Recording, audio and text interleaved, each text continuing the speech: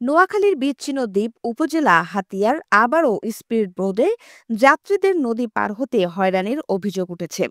এতে ভোগান্তির শিকার হচ্ছে হাতিয়ার নদী পার হওয়া নারী পুরুষ সকল ধরনের যাত্রীরা।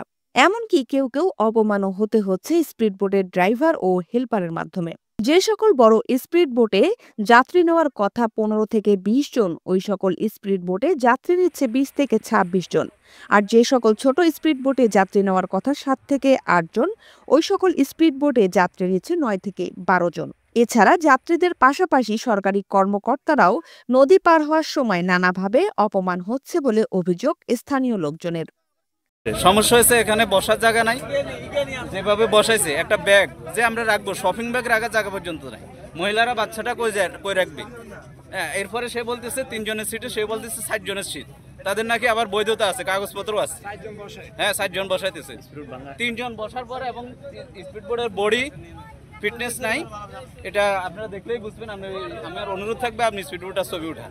হাতিয়ার চেয়ারম্যান ঘাটে বর্তমানে প্রায় ৮২টি স্পিড বোট রয়েছে বলে জানান স্থানীয় লোকজন। গত ৫ই আগস্টের পর থেকে স্পিড বোটের সংখ্যা দিন দিন বেড়েই চলেছে।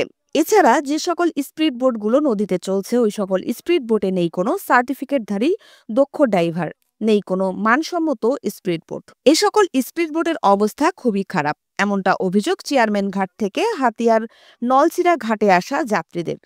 স্পিড বোটে আসা যাত্রীরা কিভাবে অপমান হচ্ছে সেই বিষয়ে জানতে চাইলে তারা বলেন, সমস্যা বলতে এখানে তো যে বিসিগুলো চলছে আগের মতো চলছে। ছেলেটা ব্যবহার আসার এত খারাপ, মানুষের শপিং ব্যাগ রাখার মতো জায়গা নাই, হে ৬০ জন করে নিতেছে।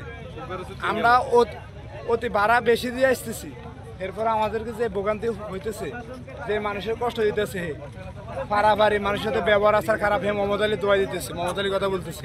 এদিকে যে সকল স্পিড বোটগুলো একেবারেই পুরনো, ওই সকল স্পিড বোটগুলোকে নতুন করে মেরামত করার পর রং করে আনা হয়েছে বলে অভিযোগ পাওয়া যায়। প্রশাসনের অনুমতি না থাকলেও মানছে না কিছু অসাধু ব্যবসায়ীরা। তাই এ সকল স্পিড বোটগুলো বন্ধ করে উন্নত মানের নতুন স্পিড বোট চালু করার দাবি হাতিয়াগ্রামী যাত্রীদের। প্রশাসনের চোখে এই সকল স্পিড বোটের অভিযোগ আসলেও দেখছে না তারা বলে দাবি করেন স্থানীয় লোকজন।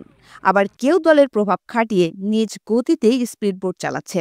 এই সকল স্পিড বোটের ড্রাইভার ও মালিকদের অনিয়ম, শিশুশ্রম ও অদক্ষ ড্রাইভার, পুরাতন স্পিড বোট বন্ধের বিষয়ে জানতে চাইলে হাতিয়া উপজেলা নির্বাহী অফিসার কাজী শামীম বলেন, আমি অলরেডি আপনার স্পিড বোট কয়টা রয়েছে, কারা চালচল করছি, এটার একটা তালিকা সংগ্রহের জন্য ওনাদেরকে দেওয়ার জন্য বলছি।